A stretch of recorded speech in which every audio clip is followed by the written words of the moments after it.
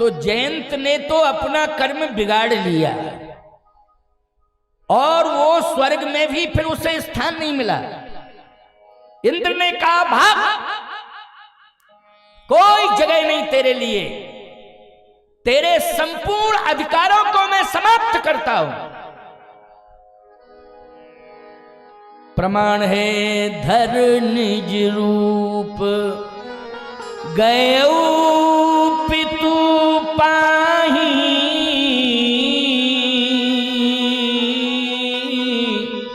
राम विमुख राखा तहि नाही। तू राम विमुख है, तूने जगत जननी जानकी मैया के चरण में चोंच का प्रहार किया है, कौआ बन के, निकृष्ट पक्षी बन के। इसलिए निकल, सारे अधिकार समाप्त तेरे, स्वर्ग में कोई जगह नहीं। भागना पड़ा, जयंत को भागना पड़ा, सब जगह भागा भागा भागा फिरा, अंत में फिर भगवान की शरण में ही आना पड़ा, भगवान की शरण में आना पड़ा। मैं आपको बताऊं, भगवान तो भगवान है, भगवान श्री राम से ज्यादा दया और कृपामयी है, ममतामयी है मां जानकी। भगवान राम से ज्यादा, राम जी भी बड़े कृपालु हैं, लेकिन जानकी जी की तुलना की जाएगी तो राम जी का पड़ला हल्का पड़ जाएगा। अतिशय प्रिय करुणा निधान की, जनक सुता जग जनन जानकी, ताके जुगपद कमल मनावो, जासु कृपा निर्मल मति पावो।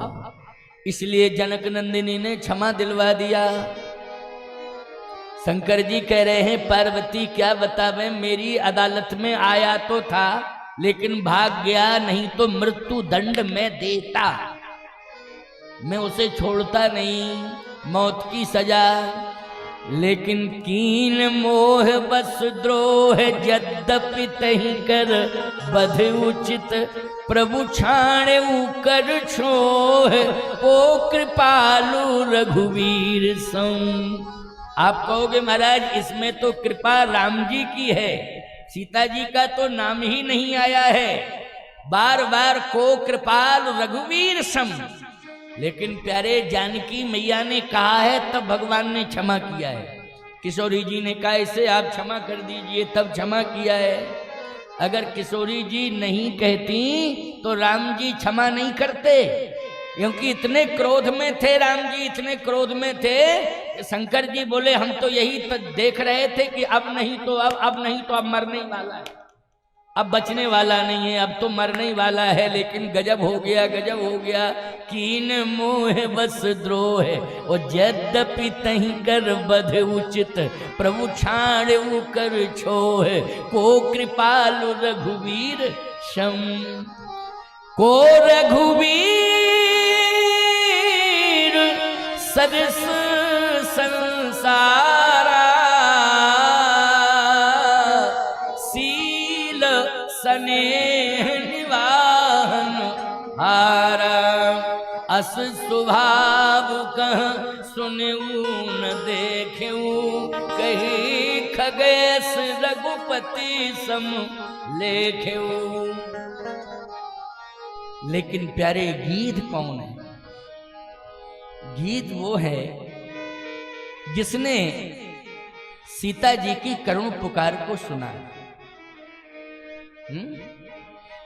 जयंत की करुण पुकार को सीता जी ने सुना है, सीता जी की करुण पुकार को जटायु ने सुना है। अंतर है। निज कृत कर्म जयंत, निज कृत कर्म जनत फल पायऊ, अब प्रभु पाहि शरण तकियाए। पाहि माम पाहि माम पाहि माम, मेरी रक्षा करो, मेरी रक्षा करो, मेरी रक्षा करो, ये करुण पुकार है। जयंत की करुण पुकार को जानकी जी ने सुना, क्षमा दिलवा दिया प्रभु से। लेकिन जानकी की करुण पुकार को किसने सुना बोलो? जटायु ने। गीधराज सुन आरती बानी,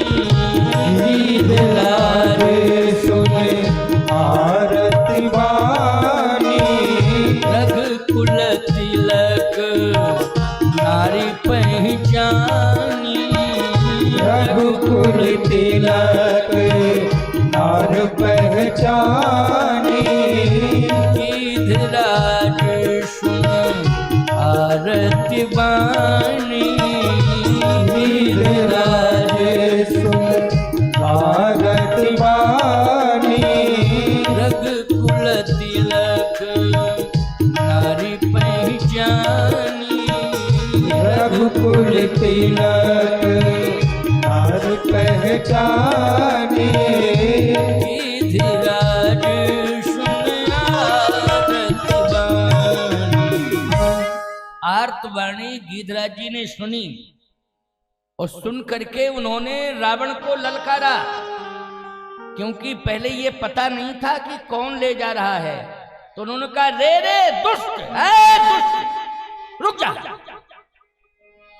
गलत काम करने वाले को दुष्ट ही कहा जाता है। ये नहीं समझ पाए कि ये रावण है, दुष्ट है। दुष्ट रुक। और रावण ने पहली बार सुना था दुष्ट शब्द। लाइफ में पहली बार दुष्ट शब्द सुना। रावण से किसी ने दुष्ट कहा ही नहीं था, हिम्मत ही नहीं थी। अच्छा, कहते भी होंगे लोग तो दबी जबान से कहते होंगे कि उसके कान तक ना पहुंच पावे आवाज, लेकिन गिधराज जी ने तो ललकार के कहा है कि मेरे शब्द जो है कान तक पहुंच जाएं। जो दुष्टता कर रहा है तब तक जो है पक्षियों ने देख लिया है। और वो गीध थे, ऐसा नहीं कि एक ही गीध था, क्योंकि वहां गीधों का अड्डा था। समझ गए हो कि नहीं? गीधों का अड्डा था, बहुत से गीध थे, गीध जाति के। वैसे छत्तीसगढ़ में एक पर्वत है, आप विशाखापट्टनम की ओर जाएंगे तो एक पर्वत मिलेगा, सीमा छत्तीसगढ़ की है वो, वहीं से साउथ लग जाता है।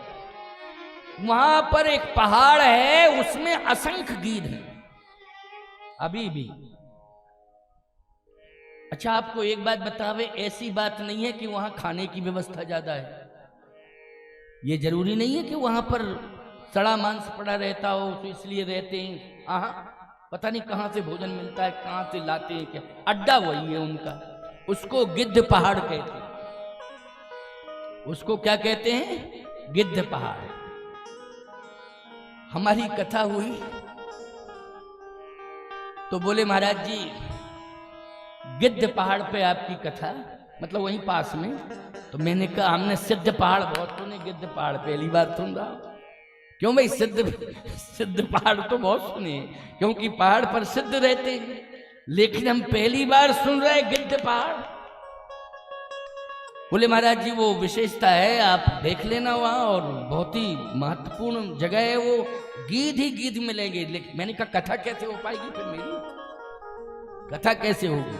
अच्छा, तुम लोग हमें छोड़ के चले जाओगे, हम गिद्धों को सुनाएंगे कथा? बोले, नहीं नहीं नहीं महाराज, हम लोग सुनेंगे, हट के थोड़ा सा स्थान वहां कथा होगी, लेकिन पहाड़ गिद्ध पहाड़ का क्षेत्र होगा वो। वास्तव में सत्य है, उस पहाड़ पर गीध ही गीध। वहां मान्यता है कि गिधराज जी इसी पहाड़ पर रहते थे, वहां के लोगों का ये कहना है। अच्छा, वहां देखा भी गया है कि असंख्य गीध हैं, तो लगता भी है इतने गीध, 2-4 गीध तो मिल जाते हैं। अब तो वो भी नहीं मिलते हैं, पहले तो मिल भी जाते थे। सही कह रहे हैं, कुछ वर्ष ऐसे देखने को मिल रहे हैं कि गीधे ही नहीं, गायब हो गए गीध। एक गीध मिला था अभी, तो हमने कहा कि गाड़ी रोको जरा मेरी। तो मैंने कहा, देखो ये गीध जो है कहां से आ गया, अकेला है ये। मैंने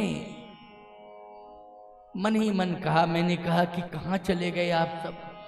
वहीं खड़े खड़े सोच रहे थे, कल्पना करते रहे, विचार करते रहे। हमने कहा, कहां चले गए आप लोग?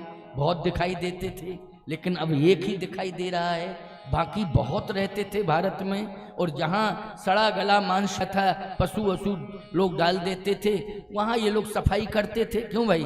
करनी सफाई में, यानी किसी भी प्रकार के कीटाणु विषाणु ना फैले, वहां कोई बीमारी ना फैले किसी जीव जंतु के कारण। बोलो, इसका ध्यान कौन देते थे? गीध देते थे। इसलिए जहां भी पशु पक्षी पड़े हैं उनको खा जाते थे जिससे कोई बीमारी ना फैले। मैंने कहा समझ में नहीं आ रहा है, कहां चले गए? तो मानो वहां से ऐसा अनुभव हुआ कि वो गीध मुझसे कह रहा है, क्या यहां भूखों मरे तुम्हारे देश में? क्यों? बोले हमारा भोजन सब इंसान कर गए तो हम भूखों मरे क्या? इसलिए हम सब पलायन कर गए, हम सब पलायन कर गए, बस हम ही बचे हैं। अब देखो हम भी भागने के मूड में हैं, हम भी भागने के मूड में हैं। तो कहने का तात्पर्य मेरा यह है कि इंसानों, सड़ा गला भोजन मत करो, ये बीमारियां मत खाओ।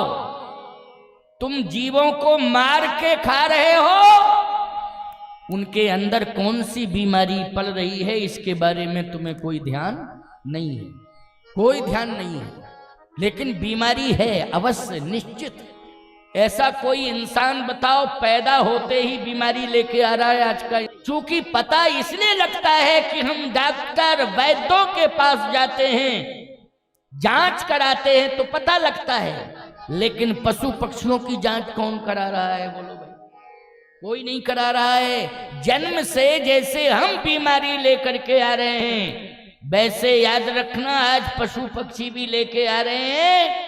इसका मतलब यह है कि तुम बीमारियों को जबरदस्ती अंदर ला रहे हो और जबरदस्ती बीमार हो रहे हो। और ऐसी बीमारी आज का इंसान ला रहा है कि डॉक्टर भी हाथ उठा देगा कि अब ये हमारे बस से परे है। इसलिए भगवान ने खाने के लिए अन्न दिया है, फल दिए हैं, न जाने कितने सात्विकी खाद्यान्न व्यंजन हैं, वो हमें खाने के लिए भगवान ने स्वयं दिए हैं। हम मनुष्य हैं, हमको दिए हैं, हम उनका सदुपयोग नहीं कर पा रहे हैं। हम अपने जिंदगी का सदुपयोग नहीं कर पा रहे हैं, हम अपने विचारों को सात्विकी नहीं बना पा रहे हैं, हम अपने जीवन को सात्विकता से कोसों दूर कर रहे हैं। ये हमारी सबसे बड़ी भूल है। आप कहोगे महाराज जी यहाँ तो हम कथा सुन रहे हैं तो सात्विकी हैं, लेकिन आप किसे सुना रहे हैं? ये सोशल मीडिया में हजारों लोग नहीं लाखों लोग सुन रहे हैं। बोलो सुन रहे हैं नहीं, लाखों लोग। हमारी बात हमारे उसमें यूट्यूब में तो लाखों फॉलोवर्स हैं, करोड़ों पहुंच गए हैं। एक एक वीडियो 1-1 करोड़ लोग देख लेते हैं। तो देखेंगे, सुनेंगे, और निश्चित रूप से यहां भी अगर कोई महान सज्जन बैठा हो, कोई व्यक्ति बैठा हो, तो हमारी बात को सुन ले कान खोल करके। और यदि सोशल मीडिया के माध्यम से हजारों कोसों तक मेरी आवाज जाएगी, मेरा संदेश जाएगा, पूरी दुनिया में जाएगा, मैं कहता हूं कि मेरी आवाज व्यर्थ नहीं जाएगी। कोई ना कोई मेरी आवाज को स्वीकार करेगा और परिवर्तन कर लेगा। हमारा कथा कहना सार्थक हो जाएगा, हमारा कथा कहना सार्थक हो जाएगा। इसलिए ये सोशल मीडिया का जो प्रबंध है वो बहुत ही अच्छा है और इससे लाखों लोग लाभान्वित भी हो रहे हैं। बस इतना है कि सदुपयोग होना चाहिए। क्या होना चाहिए? सदुपयोग, दुरुपयोग नहीं होना चाहिए। तो गीधराज जी ने दुष्ट कह के ललकारा है। वहां तमाम गीध रहते थे, वो दौड़े दौड़े आए। उन्होंने कहा आपको पता नहीं है, रावण है, रावण जो सीता जी को ले जा रहा है, हम देख के आ रहे हैं, वो दुष्ट कह रहे हो? गीधों ने कहा, जो देख आए थे उड़ के आ गए। उनकी हिम्मत नहीं पड़ी कि हम रावण को ललकारे, लेकिन ये गुफा में था। आर्तवाणी सुनी और इसने ललकारा, रे रे दुष्ट ठाण किन होई। गीधराज जी ने कहा कोई भी हो, मैं नहीं डरता हूं। कहां जा रहे हो? मैं उसी दुष्ट के पास जा रहा हूं। केवल मैंने ललकारा ही नहीं है, मैं उसे सबक सिखाऊंगा। पक्षियों ने कहा क्या तुम मार सकते हो रावण को? गीधराज जी ने कहा नहीं। फिर क्यों जा रहे हो? गीधराज जी ने कहा मैं रावण को मार नहीं सकता हूं। विचार सुनो, ये कितने श्रेष्ठ विचार हैं। गीधराज जी ने कहा मैं रावण को मार नहीं सकता हूं, लेकिन रावण के हाथ से मर तो सकता हूं, लेकिन जब तक जिंदा हूं अन्याय नहीं देख सकता हूं, कुछ भी करना पड़े इसके लिए। ये सभी गीधों की सोच नहीं है प्यारे, उनमें एक ही है जो भगवान बन गया। बोलो भाई, अगर सबकी सोच होती तो सब भगवान बन जाते कि नहीं बन जाते? इसलिए सभी इंसान भगवान नहीं बन पाते हैं, कोई कोई बन पाता है। नर सहस्त्र मह सुनहु पुरारी,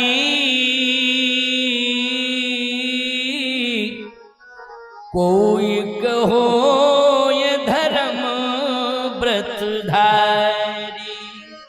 नर सहस्त्र मह सुनहु पुरारी, कोई एक होए धर्म व्रत धारी। इसलिए हजारों गीध हैं जो डरा रहे हैं गीधराज जी को, क्योंकि वो गीध हैं, ये गीध राज हैं। बोलो कौन है ये गीध राज हैं। इसका मतलब है ये गीधों के राजा हुए ना। राज का मतलब क्या हुआ? राजा, गीधों के राजा हैं। मैं कहता हूं कि राजा का ऐसा ही साहस होना चाहिए कि नहीं होना चाहिए? राजा उसी को कहते हैं जो अन्याय का विरोध करे। राजा उसे नहीं कहते जो अन्याय करे। जो अन्याय करे वो राजा नहीं है। जो अन्याय को खत्म करे, अन्याय का विरोध करे और अन्यायियों को सजा दे, उसी को कहते हैं राजा। उसी को राजा कहते हैं। ये रजवाड़े क्यों मिट गए?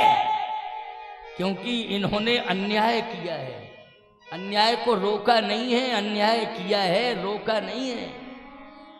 अगर अन्याय को रोकते तो ईमानदारी के साथ कहना चाहता हूं कि इनकी राजधानियों की ये दशा नहीं होती।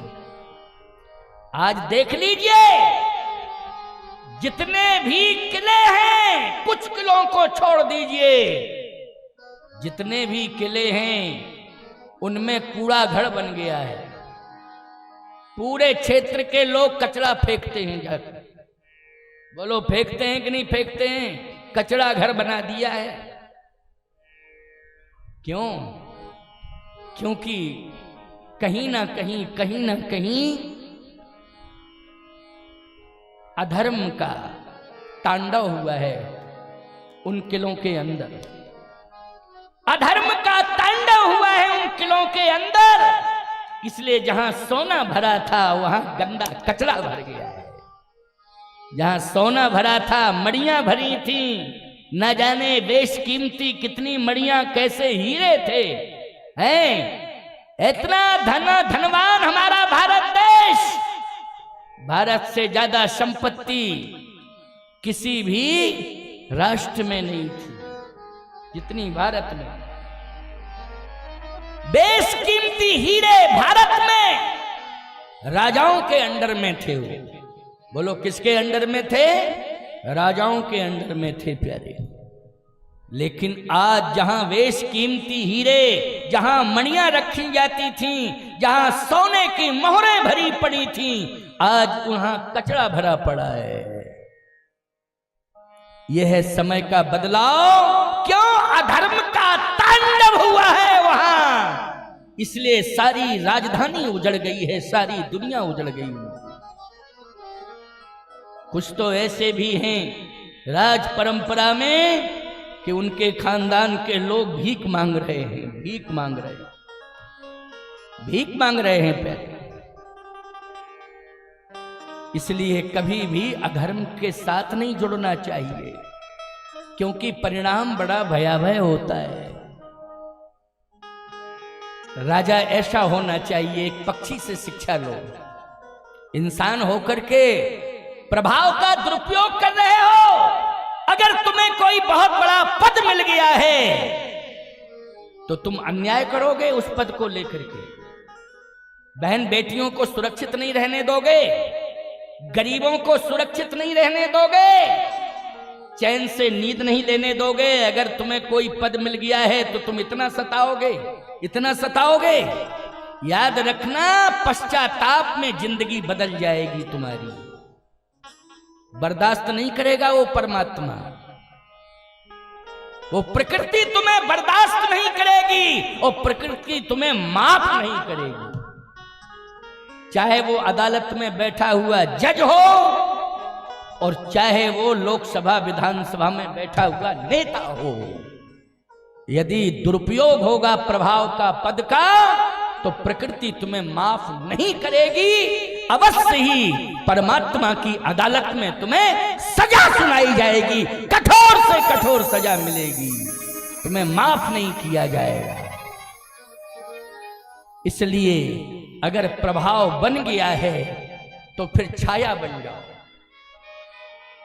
छाया बन जाओ।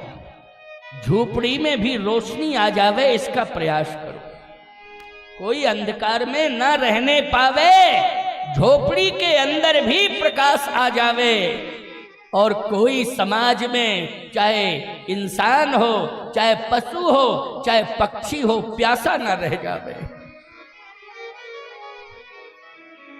मालूम तुमको, रात्रि में भरत जी शत्रुघ्न जी को भेजते थे कि जाओ दीवाल से हर भवन की दीवाल से कान लगाना शत्रुघ्न, और आवाजें सुनना, कोई दुखी तो नहीं है अयोध्या में, अयोध्या में कोई दुखी तो नहीं है। जाओ मेरी आज्ञा है, रात्रि में जाओ दीवालों से कान लगाना, सुनना कि कोई दुखी तो नहीं है, और सूर्य की किरण निकलने के पहले उस घर की समस्या का समाधान हो जाना चाहिए, ये मेरी आज्ञा है।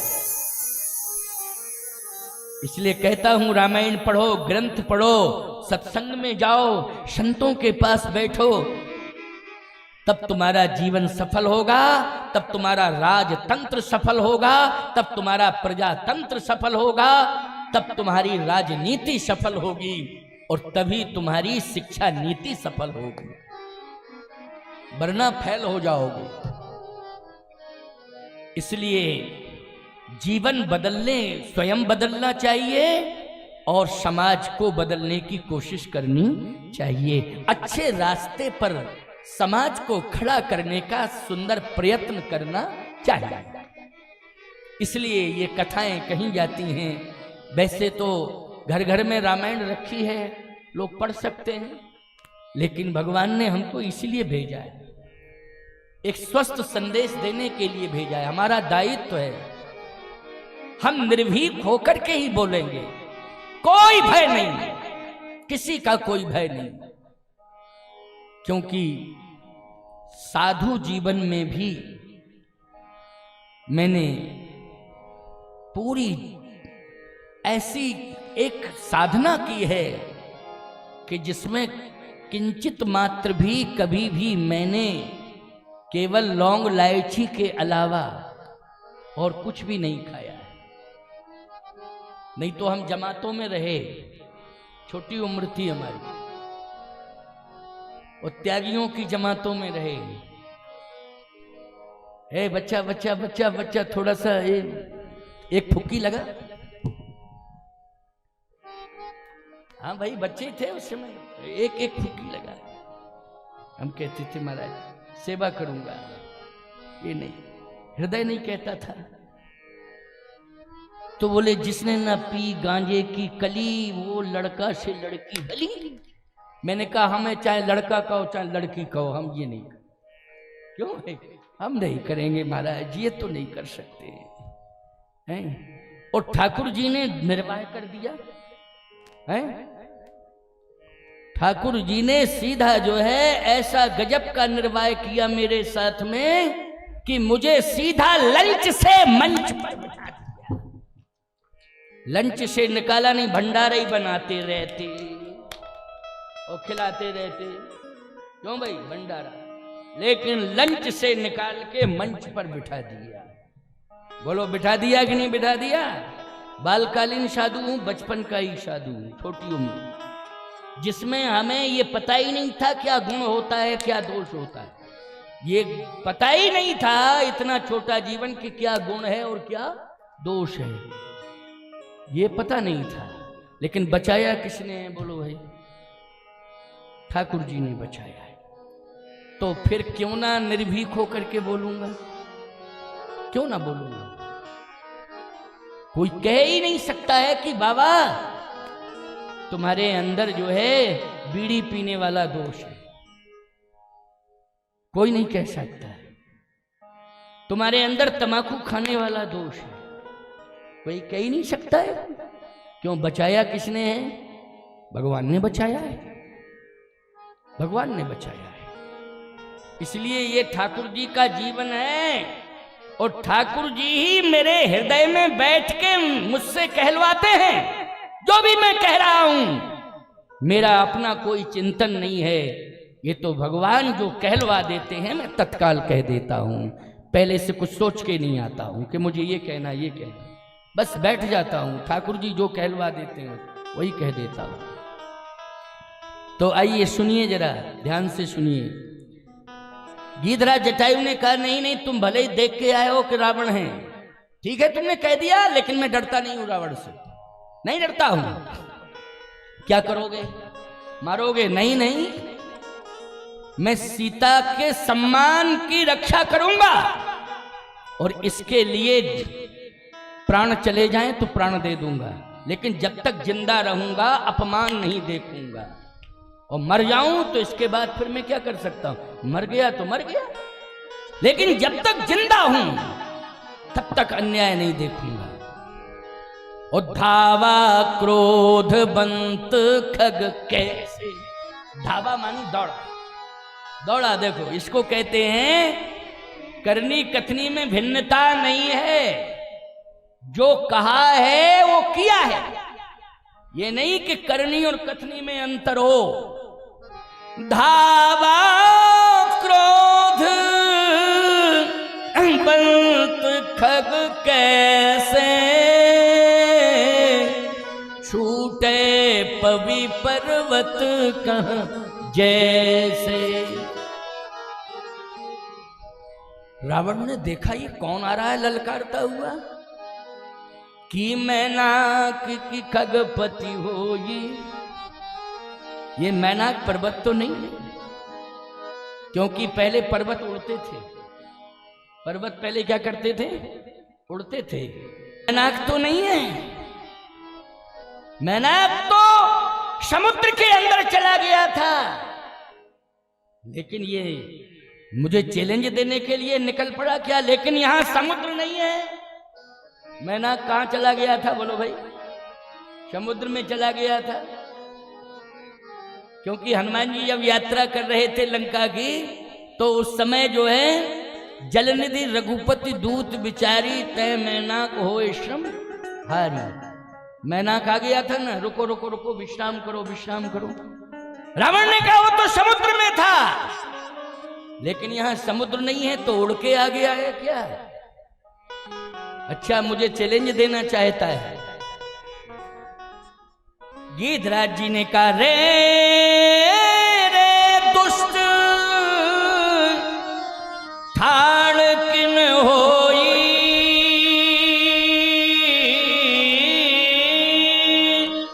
निर्भय चलसी न जानिसी मोही। अरे निर्भीक होकर के जा रहा है, तू मुझे जानता नहीं है मैं कौन हूं। रुक, मैं मैनाक नहीं हूं, देख मैं कौन हूं।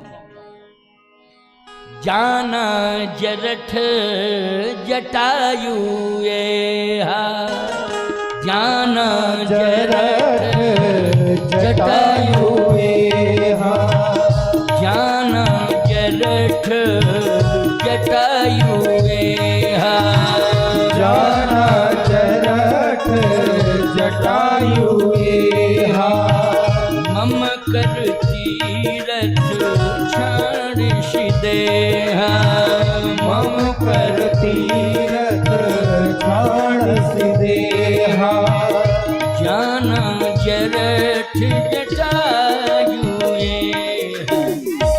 तो बुढ़ा जटायु है, मरने आ रहा है, इसकी मौत आ गई है। अब जो पक्षी थे वो सब मरड़ा रहे तो कहने लगे हम पहले ही कह दिए थे कि मौत आ गई। मानता ही नहीं बुढ़ा। और देखो उसने ललकार दिया कि नहीं, ये तो बुढ़ा जटायु है, मरने आ रहा है। पक्षियों ने कहा क्यों, पहले ही कहा था कि नहीं कहा था? मौत आ गई इसलिए मरने के लिए आ रहा। क्या करें, खूब सोचा था, समझाया था, मानता ही नहीं। मौत आ गई थी, कहो हम लोग ठीक रहे, बच गए, दूर दूर रहे, बच गए। गीधराज जटायु ने मौका नहीं दिया, क्रोध में थे ही, ऐसा आक्रमण किया कि चौचन मारी बिदार सीधे ही, और दंड एक भई मूर्छा तेही, दंड एक भई मूर्छा तेही, 1 सेकंड में मूर्छित कर दिया। रावण बेहोश होकर गिर पड़ा। पक्षियों ने कहा कमाल हो गया, कमाल हो गया, कमाल हो गया। अब वो सब पक्षी जो जात बिरादरी के उड़ रहे थे वो सब आ गए गीधराज जी के पास। जटायु तुम संघर्ष करो, हम तुम्हारे साथ। क्यों भाई, यही तो हो रहा है आजकल, हो रहा है कि नहीं हो रहा है? उन्होंने सोचा, पक्षियों ने गजब हो गया, गजब हो गया, रावण को 1 सेकंड में मूर्छित कर दिया। पूरे शरीर से रक्त प्रवाह हो रहा है, रोम रोम से रक्त निकल रहा है, रक्त की धार निकल रही है। बहुत भैंसा पड़ा खा गया था ना, हीमोग्लोबिन बढ़ गया था ज्यादा। ऐसी धार निकल रही है जैसे नदी में पानी बहता है, वैसे ही शरीर से खून की धार निकल रही है। पक्षियों ने कहा ओ इतना बड़ा पनिशमेंट कोई नहीं दे पाया इसे, लेकिन हमारी जात बिरादरी ने कमाल कर दिया, कमाल कर दिया। देखो बेहोश पड़ा है और सब आ गए। वाह जटायु जी, बुढ़ापे में कमाल कर दिया आपने, कमाल कर दिया। आप बताइए हम लोगों को क्या करना है? जटायु जी ने कहा कि मैं सीता जी को गुफा में ले जा रहा हूं। सोच, गुफा में क्या करोगे? मेरे पास तो गुफा ही है, सीता का सम्मान सुरक्षित रखूंगा और गुफा के बाहर रहूंगा, किसी को प्रवेश नहीं करने दूंगा। अच्छा एक बात बताओ, गिद्ध ने कहा कि मैंने पुत्री कहा है सीता को। क्या कहा? पुत्री। बोलो भाई विचारवान श्रोताओ, अगर किसी गरीब के पास महल नहीं है, झोपड़ी है, लेकिन बेटी जवान है, तो ईमानदारी के साथ बताओ रात्रि भर जो है चारपाई बाहर डाले डाले उस पहरेदारी करता है कि नहीं करता है, कि मेरी बेटी का सम्मान न चला जाए। जब तक इसके हाथ पीले नहीं कर दूंगा, सुरक्षित इसको नहीं भेज दूंगा, तब तक वो चैन की नींद नहीं लेता है। बेटी के प्रति इतनी बड़ी चिंता है।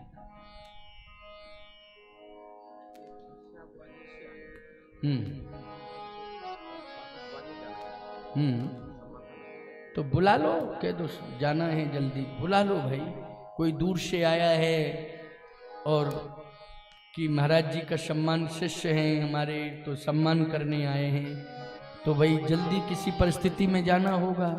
नहीं तो इतनी दूर से आए तो सुनने के लिए कोई परिस्थिति। फोन है आजकल, ये फोन टनटनाता ही रहता है, फोन टनटनाता रहता है ये फोन जो है। कोई बात नहीं, बुला लो और जाना होगा किसी विशेष परिस्थिति में, तो कोई बात नहीं है, हम तो संतोष कर लेते हैं, ज़्यादा हमारा चहकने चाकने वाला स्वभाव नहीं है। हाँ, कथा है, अपनी मस्ती में होती रही। अच्छा, राकेश शुक्ला की भतीज बहू है, मंत्री जी जो राकेश शुक्ला हैं उनकी वहाँ दीक्षा लिए हैं, उनके भतीजे वो बहू, ये दोनों हमारे शिष्य हैं, तो उनकी ये भतीज बहू है। चलो कोई बात नहीं है, विशेष परिस्थिति में जाना होगा, इसलिए गुरु पूर्णिमा पर भी चित्रकूट पहुंचते हैं लोग। अरे आ तो गया ही, दोनों ही आए हुए ना, ठीक।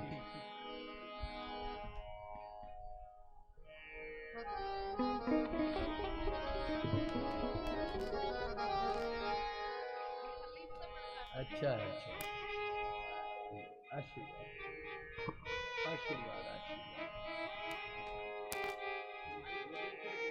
अच्छा अच्छा अच्छा, वाह बेटी ये गोरमी की है और शुक्ला जी के यहाँ विवाह हुआ। ये भतीजे हैं शुक्ला जी के, मेरे दोनों शिष्य हैं। लो बेटा माला पे आशीर्वाद।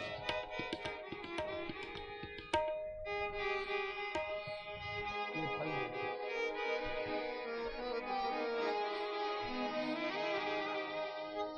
संतन के संग लाग रे तोरी बिगड़ी बनेगी, संतन के संग लाग रे हो तेरी बिगड़ी बनेगी। संतन के संग लाग रे हो तेरी बिगड़ी बनेगी। संतन के संग लाग रे हो तेरी अच्छी बनेगी। संतन के संग लाग रे तेरी अच्छी बनेगी। अच्छी बनेगी तेरी बिगड़ी बनेगी। अच्छी बनेगी तेरी बिगड़ी बनेगी। अच्छी बनेगी तेरी बिगड़ी बनेगी। अच्छी बनेगी तेरी बिगड़ी बनेगी। ओए तेरो बड़ो भाग रे ओ तेरी अच्छी बनेगी। ओए तेरो बड़ भाग रे ओ तेरी अच्छी बनेगी।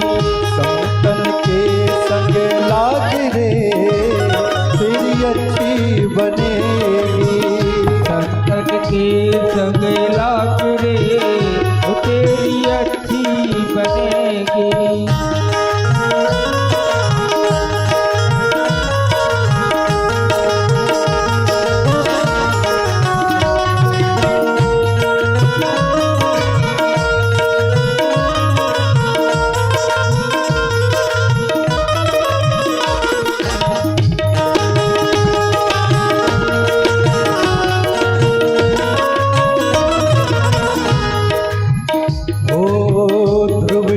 बन गई प्रहलाद जी की बन गई।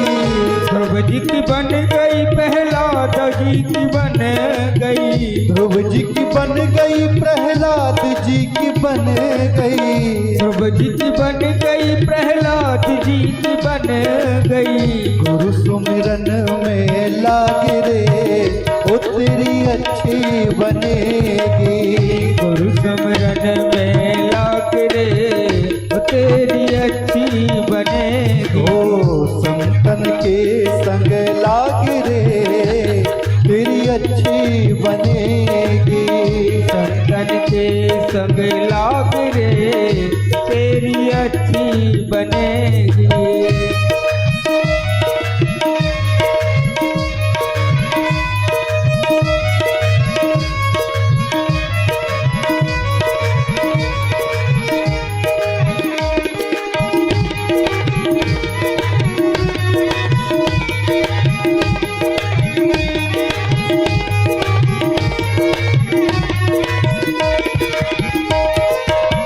संतन संग कर पुण्य कमाई। संतन संग कर पुण्य कमाई। संतन संग कर पुण्य कमाई। संतन संग कर पुण्य कमाई। ओए तेरो बड़ो भाग रे ओ तेरी अच्छी बनेगी। ओए तेरो बड़े भाग रे तेरी अच्छी बनेगी। संतन के संग लाग रे तेरी अच्छी बनेगी। संतन के संग लाग रे तेरी अच्छी बनेगी।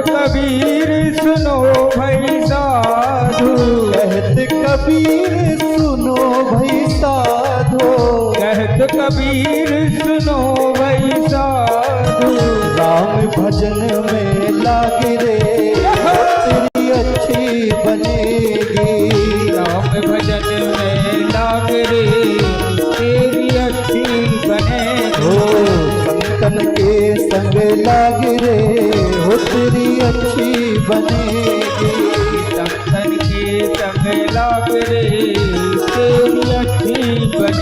हो हुए तेरो बड़ भाग रे हो तेरी अच्छी बनेगी, होई तेरो बड़ भाग रे तेरी अच्छी बनेगी, संतन के संग लाग रे हो तेरी अच्छी बनेगी, संतन के संग लाग रे हो तेरी अच्छी बनेगी, हो तेरो बड़ भाग रे हो तेरी अच्छी बनेगी, हो तेरो बड़ भाग रे हो तेरी अच्छी बनेगी, संतन के संग लाग रे हो तेरी अच्छी बनेगी, संतन के संग लाग रे हो तेरी अच्छी बनेगी। आओ इधर आओ, एक माला दे दो। खूब बाबा ने पैसे बरसाए।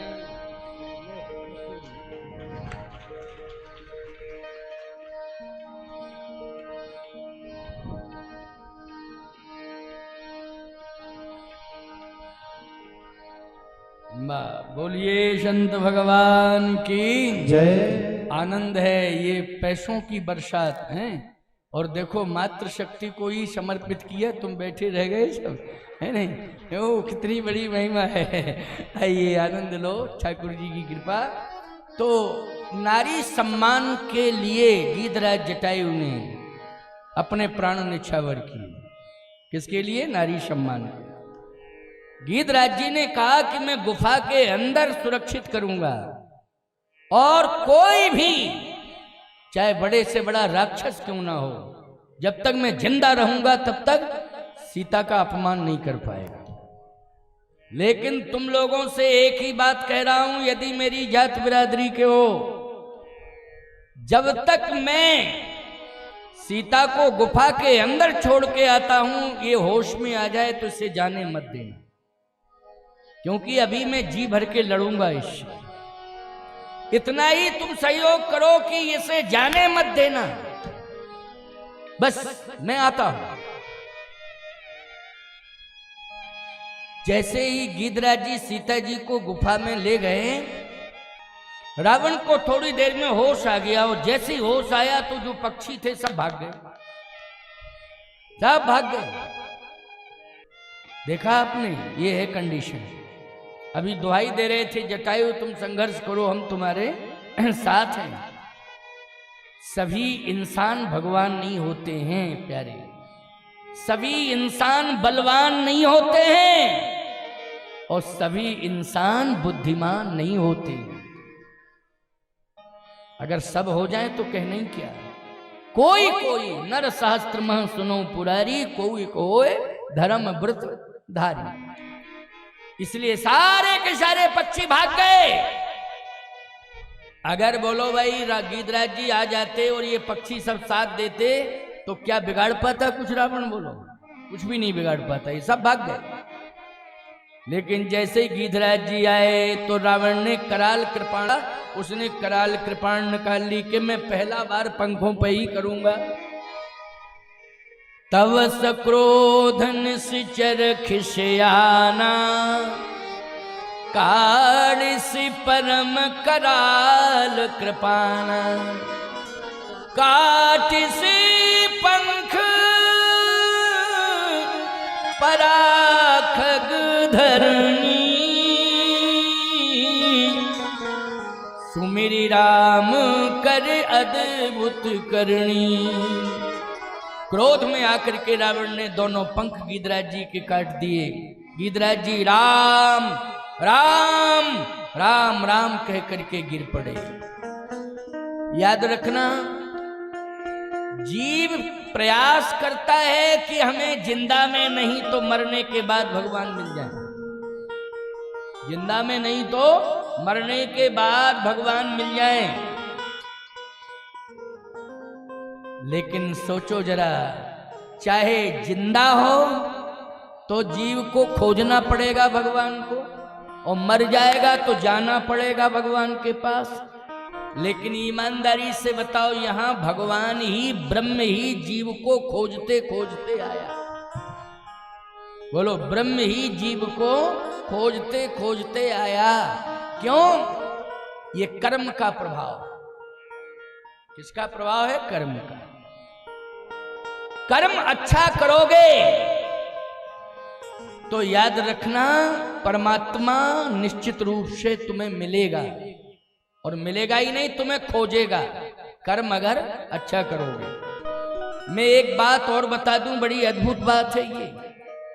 जब गीधराज जी के दोनों पंख कट गए तो भगवान आ रहे हैं, और उसी रास्ते से आ रहे हैं जिस रास्ते पर गीधराज जी पड़े हैं।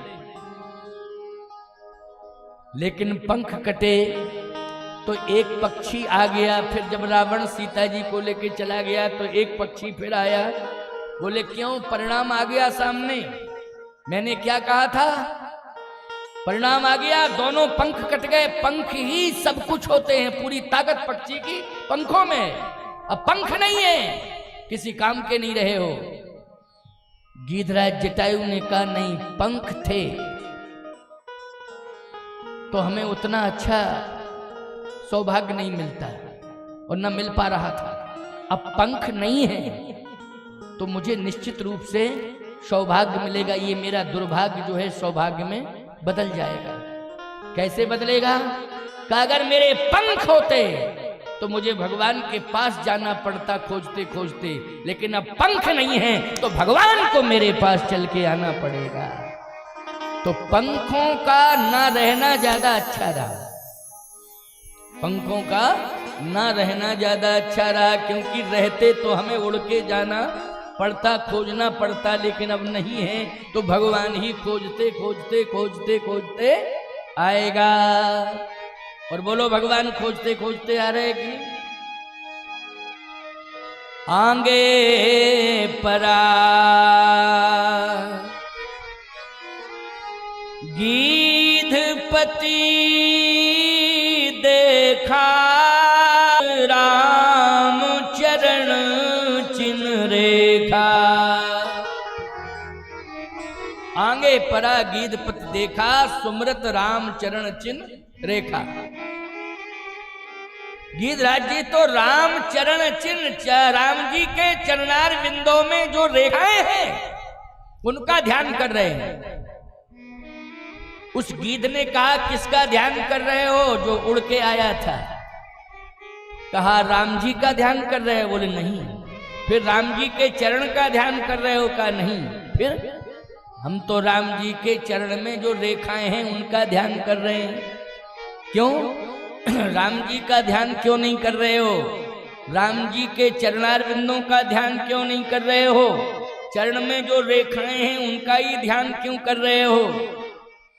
गीधराज जटायु ने कहा, नहीं नहीं नहीं, श्री राम जी के मुखार बिंद का दर्शन तो टकटकी निगाह से सीता जी करती हैं।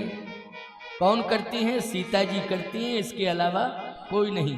लोचन मगरा मयूरयानी, दीन्यु पलक कपाट सयानी, अधिक स्नेह देह भई भोरी, और सरद ससही जन चितव चकोरी। क्यों भाई? जैसे चकोर चंद्रमा को टकटकी निगाह से देखता है, वैसे सीता जी भगवान के मुखारबिंद को कैसे देखती हैं? चकोरी बन करके टकटकी निगाह से देखती हैं। अधिक स्नेह देह भई भोरी, और सरद ससई जन चितव चकोरी। तो गीधराज जी ने कहा, नहीं नहीं नहीं, प्रभु राम के मुखार बिंद का मैं ध्यान नहीं कर रहा हूं। क्यों? इसलिए कि उस मुखार बिंद का ध्यान तो निरंतर सदा सीता जी करती रहती हैं। तो कहा कि चरणार बिंदों का ध्यान? कहा, नहीं। क्यों? बोले, भरत जी महाराज इतने अनुरागी हैं, इतने अनुरागी हैं, और तमाम भजन करने वाले महात्मा कितने अनुरागी हैं चरणों के कि पद राजीव बरन नहीं जाही, मुनि मन मधुप बसे जिन माही। ये बड़े बड़े महात्मा जो है चरणों का ध्यान भी कर रहे हैं और चरणों में रह भी रहे हैं। तो हम चरणों का भी ध्यान नहीं कर रहे, फिर चरण रज का। बोले चरण रज का ध्यान क्या करें, क्योंकि पहले तो अहिल्या ने ले ली और फिर अभी अभी केवट ने धोके पी ली, तो अब रजी बची कहाँ है? अब रज बची ही नहीं, जो बची थी वो केवट ने धोके पी ली। फिर बोले रेखाएं अभी इस पर किसी का ध्यान नहीं गया है, तो अब मैं रेखाओं का ध्यान कर रहा हूं। इसलिए आगे परा गिद्धपति देखा, आगे परा गिद्धपति देखा, सुमिरत राम चरण चिन्ह रेखा, सुमिरत राम चरण चिन्ह रेखा, सुमिरत राम चरण चिन्ह रेखा, सुमिरत राम चरण चिन्ह रेखा, सुमिरत राम चरण चिन्ह रेखा। भगवान के चरण में जो रेखाएं हैं उनका ध्यान गीधराज जटायु कर रहे हैं। बस भगवान आ ही गए। तुलसी तहि कृपाल, तुलसी प्रभु कृपालु तहि अवसर, आए गए दो भाई। तुलसी प्रभु कृपालु तहि अवसर, आए गए दो भाई। ध्यान ही कर रहा था, उसी समय आए गए दो भाई। भगवान ने कहा लक्ष्मण, ये गीध रक्त बहुत निकल रहा है, जाओ जल्दी दौड़ के जंगल से कोई औषधि ले आओ, जिससे इसके शरीर में लगा दें तो पहले तो खून बंद हो जावे, रक्त बंद हो जावे। जाओ जल्दी औषधि ले आओ, जल्दी जाओ औषधि खोज के लाओ, औषधि खोज के लाओ। मैं एक बात आपको बताऊं, अद्भुत बात है। लक्ष्मण जी ने कहा कि वन में औषधि खोजूं और शायद खोजने पर ना मिले, लेकिन प्रभु एक बात बताऊं, पूरा ब्रह्मांड आपके हाथ में है, सबई वन आपके हाथ में। क्यों भाई, पूरा ब्रह्मांड किसके हाथ में है? भगवान के हाथ में। और वन कहाँ है? ब्रह्मांड के अंदर है। तो जब ब्रह्मांड भगवान के हाथ में है तो बोलो वन किसके हाथ में है? भगवान के हाथ में। तो वनों में जो औषधियां हैं वो किसके हाथ में है? भगवान के हाथ में। इसलिए आप तो हाथ रख दो, खून बंद रख दो, हाथ खून बंद, क्योंकि औषधियां हाथ में है। तुलसीदास जी ने भी लिखा है, शीतल सुखद छाही जही कर की, मैटत पाप ताप माया, निस्बासर तही कर सरोज की, चाहत तुलसीदास छाया। स्पष्ट है कि नहीं? इसलिए आप तो हाथ रख दीजिए, जितनी भी औषधियां हैं वो सब आपके हाथ में। कर सरोज सिर पर शिव कृपा सिंधु रघुबीर, निरख राम छवि धाम मुख विगत भई सब पीर। सारी पीड़ा चली गई, हाथ रखा और पीड़ा खत्म। भगवान ने कहा लक्ष्मण तुमने अच्छा याद दिलाया, मुझे तो पता ही नहीं था। आपको पता क्यों नहीं था? भगवान ने कहा जब से सीता जी खोई हैं तब से हम अता पता सब भूल गए, इसलिए तो पूछते फिर रहे हैं। क्यों भाई, तुम देखी सीता मृग नैनी, जब से सीता जी जो है गई तब से अता पता हम सब भूल गए, इसलिए पूछ रहे हैं। भगवान हे खग मृग हे मधुकर श्रेणी, तुम देखी सीता मृग नैनी, लक्ष्मण समझाए बहु भांति, पूछत चले लता तरु पाती। लक्ष्मण जी ने कहा भैया खून तो बंद हो गया, रक्त तो बंद हो गया, पीड़ा अब पूछो गीधराज जी से। लक्ष्मण जी ने कहा पीड़ा। गीध ने कहा कि पीड़ा शरीर की तो समाप्त हो गई, लेकिन मन में पीड़ा है। शरीर की पीड़ा समाप्त हो गई है, लेकिन मन में पीड़ा है। क्या पीड़ा है मन में? यही पीड़ा है कि मैं सीता की रक्षा नहीं कर पाया। यही मन में पीड़ा है कि मैं सीता की रक्षा नहीं कर पाया। प्रयास तो बहुत किया, लेकिन मैं फिर भी रक्षा नहीं कर पाया। यही मेरे मन में पीड़ा है। भगवान ने कहा आपके मन की पीड़ा को हम दूर करेंगे। गीधराज जी ने कहा नहीं, जब तक रावण को सबक नहीं मिल जाएगा तब तक पीड़ा हमारी नहीं जाएगी। ऐसे नहीं कि आप कोई जादू टोना कर दो हमारी पीड़ा, नहीं। जब तक रावण को सबक नहीं मिल जाएगा और इस धरती से रावण सदा सदा के लिए नहीं चला जाएगा, तब तक मेरे हृदय की पीड़ा नहीं दूर होगी, मेरे मन की पीड़ा नहीं दूर होगी। भगवान ने कहा तो मैं प्रतिज्ञा करता हूं, जो मैं राम तकुल सहित कहे दशानन आए। मैं प्रतिज्ञा करता हूं, जो मैं राम प्रतिज्ञा करता हूं कि रावण को, रावण के खानदान को, सारे के सारे खानदान को मैं भेज दूंगा वहीं जहां आप रहोगे। लोग कहते हैं कि रावण को भी तो बैकुंठ मिल गया है। मैं कहता हूं कि बैकुंठ गीधराज के कारण मिला है कि जो मैं राम तक कुल सहित कहे दशानन आए, वही सुनाएगा। और गीध पहुंच गए बैकुंठ, जा रहे हैं कि नहीं जा रहे हैं? और रावण सुनाने जाएगा ये दशा राम ने की है। देखो ये दशा किसने की है? राम ने की है। तुम्हें नहीं आना पड़ेगा, रावण ही आएगा सुनाने के लिए। बोलो किसी ना किसी बहाने मिल गया है बैकुंठ के नहीं? बोलो मिला कि नहीं मिला? भाव कुभाव अनख आलसहु, नाम जपत मंगल दिशे दसहु। इसलिए राम जी ने गीधराज जटायु से कहा, जो मैं राम तक कुल सहित कहे दशानन आए। भगवान ने कहा लेकिन एक निवेदन है मेरा। क्या? अगर आप स्वीकार कर लो तो। हाँ बोलो बोलो। निवेदन मेरा ये है कि आप जीवित रहे, और ये मेरे हाथ में है। काल की हिम्मत नहीं है कि वो आपको ले जाए। मेरी इच्छा है कि आप जीवित रहें और मैं आपको जीवित रखूंगा। अच्छा, भगवान की अगर इच्छा है तो काल क्या कर लेगा फिर? नहीं कर पाएगा। काल में कोई ताकत नहीं है, काल कुछ भी नहीं है, नथिंग। भगवान की इच्छा है और भगवान स्पष्ट कह रहे हैं,